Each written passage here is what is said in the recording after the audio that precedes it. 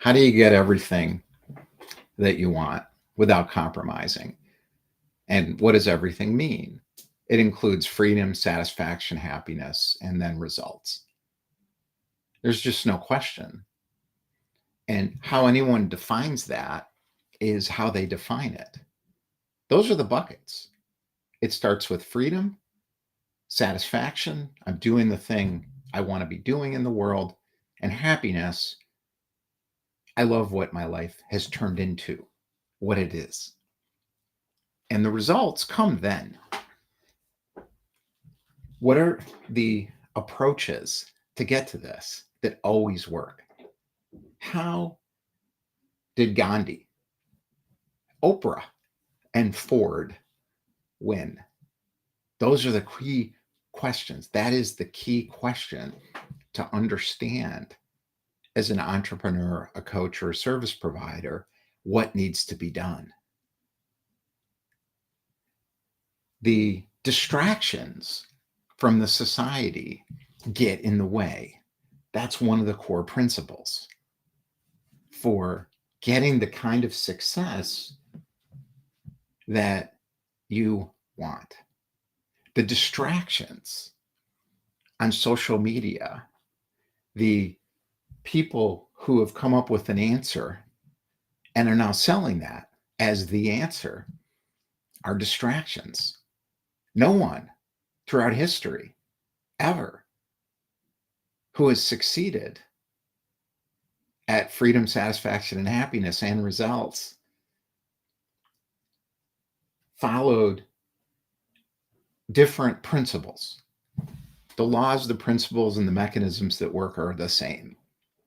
They take different form from society to society, but they're always the same. And living in those leads toward the destination. One of the most important principles that is immutable, meaning it can't be eliminated. It must be incorporated as part of your strategy as an entrepreneur, coach, or service provider, paying your own way, doing your own thing, on your own mission, is to never travel alone. I'm not talking about networking. That's just a component. You don't even have to network. You may want to network. It may be important. Traveling alone is different. Never travel alone. No one who has succeeded has ever done it alone. It's impossible. And there's reasons for this. And those reasons have always been the same reasons. The first reason is energetic. No individual has enough inner power to do it themselves. That laser beam that comes out and into the world, in the market, when you're doing something new, has never successfully been trained on a market that resists change with active resistors that are trying to undermine you when you're trying to change something, or just do a great job as a service provider because there's beliefs around what you're supposed to do and how you're supposed to do it, even if those beliefs are wrong and they hurt you and your clients. And you're stuck in those beliefs, and so are your clients. And you're trying to shake that up. Or the same with a coach, where you spent your whole life or a part of it unlocking this gift inside, and you want to bring the gift to the world. And then all of a sudden you're told, no, I can't do that like that. The beliefs are wrong. Same with an entrepreneur. You got a vision. You see it clearly in your market. You know where things can go. And everybody says, no, you can't do that. It won't work. You're right. They're wrong. How do you bring that power and that laser beam into the market so you actually cut through the beliefs, the resistance, and the naysayers? How? Power of the group. That's how they all do it. I've never seen a story of success that's about one person. It's impossible. Energetically, you need the power. A movement forms around an individual who's pioneering something new. And whether you're part of that movement or that individual isn't relevant. You get lifted. Everyone gets lifted by the movement, not doing the thing that individual teaches to succeed. It's being part of the movement based on a shared desire forming of the people in the group together. Somebody sets an emotion, and that somebody needs to be connected to the laser beam that all of a sudden it was one person, then it's 5 people, then it's 10, then it's 20, and then it's 10 million. And it's going like this. That's called shared desire. Everyone who has done anything successful, freedom, satisfaction, happiness, and results did it that way throughout history. And you don't have to be the pioneer. You can be a follower, but you're not following because it's your vision. You're not subordinating your vision to the pioneer's vision. That's not how it ever works. Ever. Gandhi, Oprah, Ford, they didn't ask people to be like them. They did not put up a social media site and say, be like me. And if you do these 5 things like I did, you will have the results that I have. That's not how it works. That makes money for people who are able to do that, who can convince other people through using social proof, authority principles, persuasion, that they have an answer. That's not a movement. The attraction of people to a movement or being attracted into a movement is where power is. Always. The first part is the laser beam of shared desire coming together. The second part is individual vision being enhanced, not subordinated. Enhanced. If the group doesn't enhance your vision, whatever that is, it's not working. There's something wrong with the group. The group has a belief system based on the founder of the group and saying, oh, this is how we do it. We succeed like this because I did. That's a misunderstanding of life. It doesn't make any sense. You're not going to get lifted by a group like that. That's a pain group. That's a group around, I don't have any clients. I don't have what I want. I need to go somewhere and figure out how to get those things. I need to find an expert who's going to teach me. That's a misunderstanding of the principles of life. This has always been like this. It's always been this way throughout history. Being part of is the key. Whether you're the pioneer starting it, or you're an early adopter, or an inner circle person that gets in early, or someone who shows up later. It doesn't make any difference. You're all going up. You're all going forward into the market with massive change happening, massive change. And you're part of the spear of change. The laser beam of change has brought you together in the group. It's the power of the group, always. That second part of subordination of vision is a cult and an echo chamber or an extraction mechanism to get money from people. It looks fine on the surface, but it's not, because it won't work for you. I don't think it works for the people leading it either, because they have to keep figuring out how to change as conditions change, because the competitive markets are overwhelming them constantly. How do I do it better? How do we get people to do what we want? How do we fill up our program? How do we get That's just a misunderstanding of how life really works. The third component is consistency in the face of friction. It is impossible to take an 8-week program, a 6-month program, or on a weekend and transform your life. It's not possible. It never has been. The friction has to come. What is possible at the beginning, which is that 8 weeks or 3 months or 6 months, is to feel better because you're part of something now and you're lifting. Most people quit then.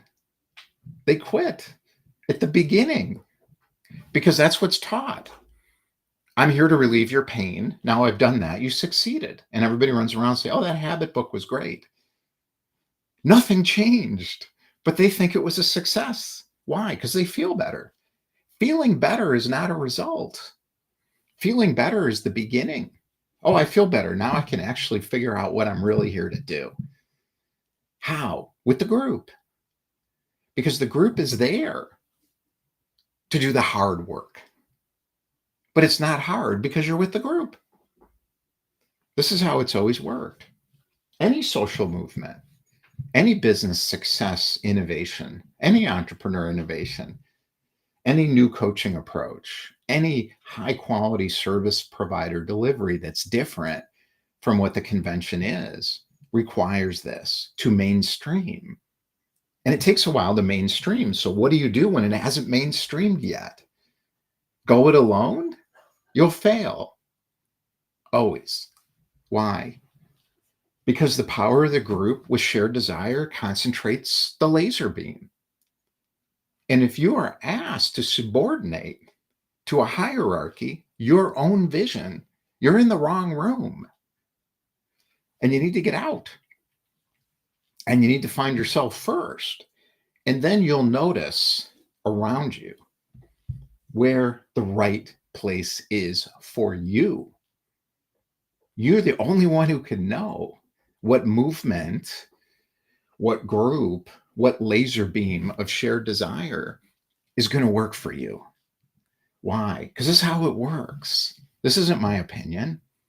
I'm explaining from experience what I've seen in my own life experience and through years of paying attention to the things that always work.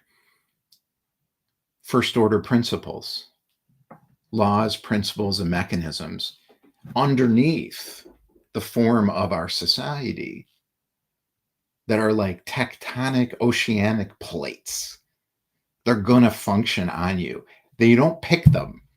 This isn't about your personal values. This is about gravity. I don't decide what gravity I want to pay attention to. It doesn't matter if I pay attention or not. The rock's going to fall on my head. And if I go it alone, I'm going to fail. Always. Because failure may include business success, but you'll feel like something's missing always if you're doing it alone. And the reason is you'll have to keep changing and pivoting constantly. It'll never end. The pivots and the changes, because you're out of the flow of what's next and where things are going. Always. This has been my experience throughout my entire life. Whenever I succeeded, I was in the flow of what was next, but I did it alone. I've always done it alone until now, the last year. I've always done it alone. And I succeeded financially and in business and personally. However, it never lasted. There was always another transition. Why? Because I didn't do it with a group. The group is where the power is, but it's got to be the right group. There has to be a shared desire. And the shared desire is not, I want more clients, ever. The shared desire is not, I need more money. The shared desire is not, I need more purpose, or I need to feel better, or I need more meditative clarity. Those are not shared desires. Those are problems.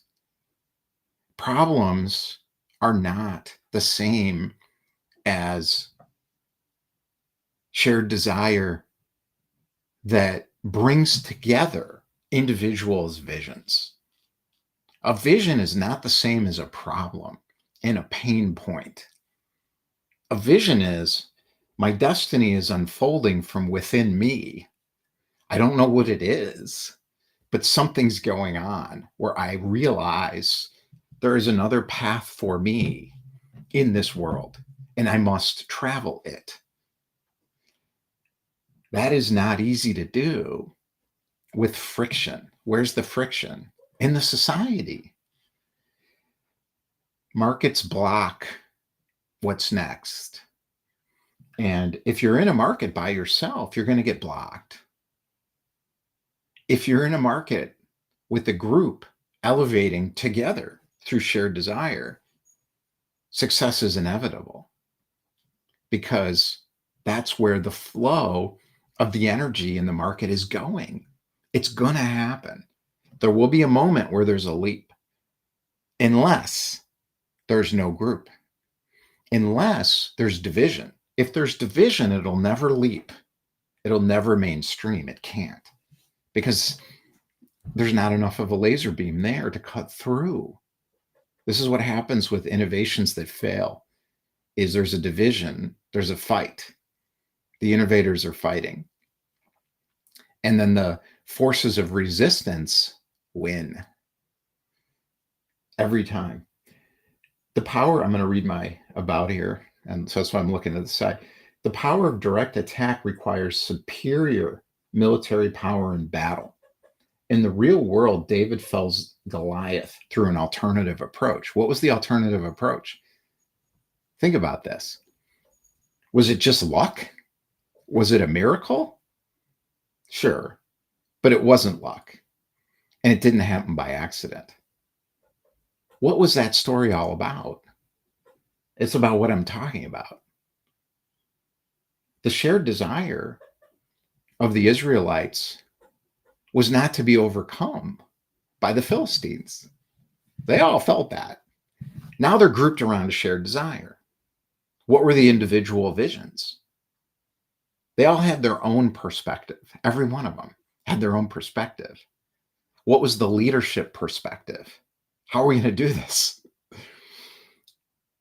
What individual made the difference? That individual had an outlier vision. That individual was not famous. That individual was what was coming next. Artillery. The slingshot was artillery. If you read Malcolm Gladwell's book, David and Goliath, that's where I'm getting this from. I'm like, oh, got it. This applies today to entrepreneurs, coaches, and service providers who have slingshots. You're the artillery. That wasn't a new weapon. They had artillery. Artillery was arrows, bows and arrows, slingshots, anything that came at the enemy from the air. Did David just pick up a slingshot and go, oh my God, and boom, get this Goliath monster at a distance? No, he was a shepherd. He had a lot of time to practice. Did he practice together with other shepherds? I don't know. I don't think so. He probably figured it out on his own. But then he had the group. The group shared desire lifted him and let him do it, because they didn't know what to do, because the conventions no longer worked. Now you have a leap. I'm using this as an analogy. So if you want to fact check me, you're missing the point completely. In the real world, David fells Goliath through an alternative approach. That's what you're doing as an entrepreneur, a coach, or a service provider who sees through the conventional ways that don't work. Conventional ways never work. Best practices never work. When you're talking about freedom, satisfaction, happiness, and results, you can move the ball forward and score goals, but it's going to suck. You're going to have to work in a shitty company. It's going to be exhausting. You're going to have to subordinate your happiness and satisfaction to success. You're going to have to give up your freedom for the best practice approach that makes no sense because they never do, because it's what used to work. And then somebody said, oh, this is how it works. Now we can feel secure. And no, those are the people who cause the problems. The entrepreneurs and the originals are looking forward all the time into, well, what's next? What's next was a reformulation of how artillery could be deployed on the battlefield. Take down Goliath. Consider becoming the Uncola to Coke. Your industry has celebrities. You know them. Don't listen to them. These individuals speak and the notebooks come out. They don't know. They figured it out a few years before, and they're teaching what worked for them a few years ago. It's done. It's best practices now. If you copy them and do what they say, you're going to fail because you're not in your vision. Shared desire is the laser beam bringing together what's next into the world. And it falls apart or it remains. So the movement can become what's next and stay in that positive energetic state of shared desire with each individual vision respected and brought up to the surface in the group, in the flow of the group. That can go on forever, but it usually doesn't. It doesn't last. The entrepreneur leaves, the pioneer leaves or dies. What they did is written on a tablet and interpreted incorrectly as a best practice. And then what we get is a wealth extraction company and a bunch of people who are creating rules and operational procedures that has nothing to do with the point of what was done. So something else is coming to follow it. Groan in pain or listen with delight. I listen with delight because I can see through it. Your foil are the celebrities now famous for being famous. Now you're 7-Up to their Coca-Cola. You know the warmed over TV dinner coming out of the box is yesterday's news. Many will agree with you. Someone will see David with the slingshot. You're David with the slingshot, or you're the one that sees David with the slingshot because everyone plays their role. Lead, follow, or get out of the way. If you're going to lead, lead. If you're going to follow, follow. But don't subordinate. Then you're in a cult. You're following a false prophet that you want to have an answer for you. That's your fault. It's also their fault for letting you do it. Why are they letting you do it? Money, power, the feeling of needing recognition, the feeling of needing to remain relevant. Who knows? Whatever it is, it's self-absorbed. It's not about shared desire anymore. Shared desire is everything. And shared desire must include individual vision being elevated. Always. Many will agree. There are people who get it too. Why? Because we're all living in the same creative energy. So whatever is in that creative energy is not, for me, what I'm doing is I'm doing this with entrepreneurs, coaches, and service providers. We're finished. We created it. The entrepreneur experience environment is doing what I'm saying right now. And it's not mine. It's ours. I pioneered it because I had to. It wasn't my ideal choice to put my future on the line to do something new. It would have been a lot easier just to stick with my company and make money from it and get the freedom. I already had it. I already could do whatever I wanted. I already had success. I already knew, well, I'm good at this. I already had all that stuff. Why would I give that up and put it at risk for this? Because I have to. If you have art inside, it's got to come out. If you're an entrepreneur, you can't avoid it. You got to do it. If you're a coach and you realize, oh my God, I have a gift here. I can't work in this environment anymore, but I'm like, oh no, how am I going to make money? Well, we got solutions to that. And you're not going to copy me, but we've got the pathways that always work in the team. And everybody's got their own vision, not mine. If you're a service provider, it's simple. It's simple. You're better at what you do than your clients are at buying it. I've been in that business for years. The problem are the clients don't understand, and they're impatient and they're afraid. And the people who get it are the ones you want. Many will agree, but you got to explain it to them clearly. If you explain to them what you do, they don't know what you're talking about. They can't see it because it's not conventional wisdom, best practices, which are always wrong. You've subverted those. You got your artillery slingshot and you're running around trying to get people to understand it. They can't because they're not experts. You are. So the way you explain it is what we're talking about. We know how to do that. We know how to help you do that. We know how to help you figure out how to do that.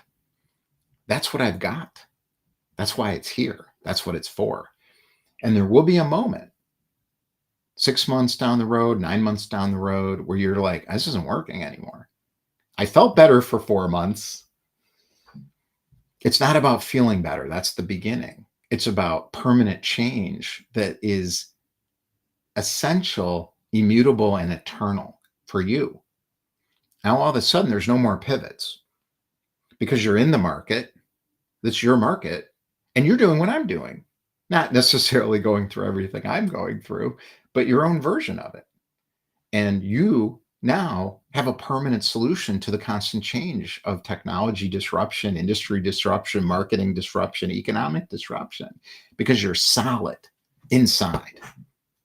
Because I know how to do this. You claim it and you're doing it only with people who many will agree. But they can't see it unless you can share your experience and show them. But you can't explain what you do because it's inexplicable unless someone has a lifetime of experience like you do. Entrepreneurs who live in the creative intelligence of the future create one that matters. This is what this means. These things are not isolated in time. Be the change that you want to see in the world. That's what Gandhi was doing. That's not an Indian Gandhi thing. That's an always thing. Has been, is now, always will be. Be. That verb is not an accident. Be. If you're too busy to do something new, you've failed. When I hear people say, "Oh, I'm too busy," that means what I hear is, "Oh, you're failing." Why? Because you can't pay attention anymore. You have no room for anything new. You're in best practices. That's not how to live. Nobody who is really successful is too busy, ever. And people say, "Well, Warren Buffett, Charlie Munger, Oprah, they're not, they're so busy." No, they're not. And they say, "Well, that's because they have all this money." No, they weren't that busy before. What I mean by busy is stuck in a routine. "Oh, I'm so productive. I'm so productive. I'm so efficient. I'm learning all these things. I'm so busy. I'm doing all." That's craziness. That's your failing. What's success? Notice, adjust, and calibrate all the time. That becomes the life of the entrepreneur, coach, and service provider. You're not busy. You may be doing a lot of stuff all the time. You may be like, "Oh my God, I have a lot going on." But you're noticing, adjusting, and calibrating, and constantly pruning out the stuff that is old best practices that you don't need anymore. The people who are failing are the ones that are too busy to do that. Warren and Charlie from Berkshire Hathaway lived that way before they succeeded. So did all of these people. That's why they succeeded. Notice, adjust, and calibrate. Steve Jobs was not too busy when he went back to Apple to save it After PepsiCo ruined the business, John Scully and the corporate people ruined the business. They let the retailers run Apple. And Steve's like, no, we're going to do 4 products. People look at the after story.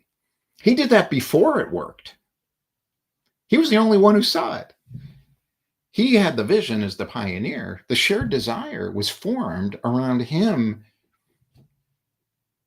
letting people do their thing.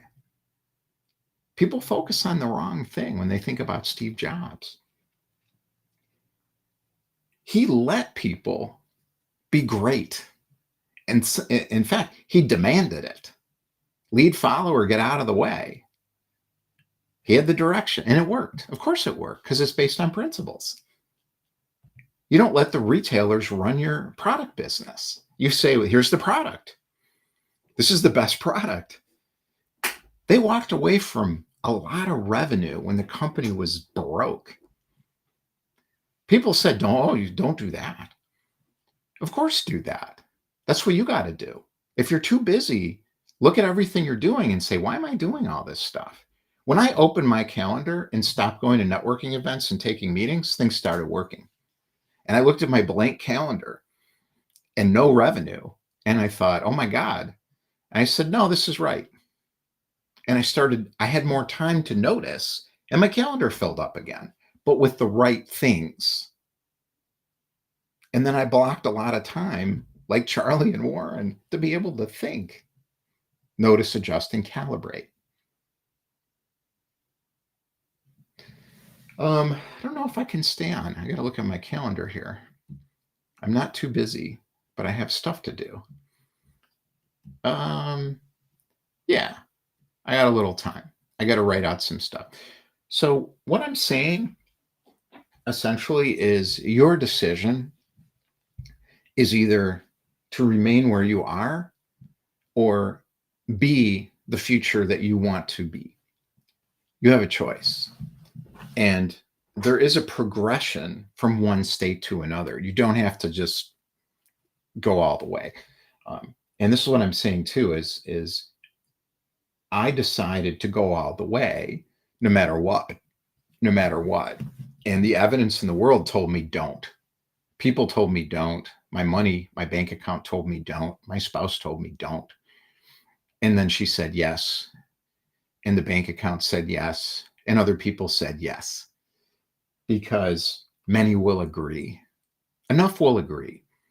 The resources are inside and unlimited. And you'll know that when you do this.